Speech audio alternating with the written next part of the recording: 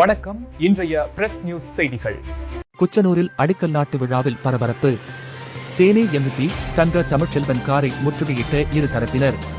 தேனி மாவட்டம் சின்னமனூர் அருகே உள்ள உலக பிரசித்தி பெற்ற குச்சனூர் சனீஸ்வர பகவான் திருக்கோவிலில் அரசு சார்பில் பக்தர்கள் இளைப்பாறும் மண்டபம் ரூபாய் 2.82 கோடி மதிப்பில் அடிக்கல் நாட்டு விழா இன்று நடைபெற்றது. இந்த நிகழ்ச்சியில் பங்கேற்பதற்காக தேனி பாராளுமன்ற உறுப்பினர் தங்க தமிழ்ச்செல்வன் வருகை தந்தார். அப்போது தங்கள் கிராமத்தில் மின்மயானம் வேண்டாம் என கூறி ஒரு தரப்பினர் எம்பியின் காரை வழிமறித்து மனு அளித்தனர். அவர்களுடன் பேச்சுவார்த்தை நடைபெற்றுக் கொண்டிருந்த நிலையில் மின் மயானம் வேண்டும் என கூறிய மற்றொரு தரப்பினர் கோஷமிட்டபடி அங்கு வந்ததால் இருதரப்பினரிடையே வாக்குவாதம் ஏற்பட்டது. நிலைமை பதற்றமடைந்ததைத் தொடர்ந்து எம்பி தங்க தமிழ்ச்செல்வன் அங்கிருந்து புறப்பட முயன்றபோது போராட்டக்காரர்கள் அவரது காரை முற்றுகையிட்டனர். இதனால் அப்பகுதியில் சிறிது நேரம் பரபரப்பு ஏற்பட்டது. அப்போது கட்சியினர் தலையிட்டு எம்பியை பாதுகாப்பாக அங்கிருந்து காரில் அனுப்பி வைத்தனர்.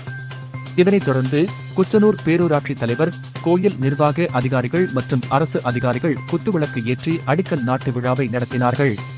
இதில் ஏராளமான பொதுமக்கள் கலந்து கொண்டனர்.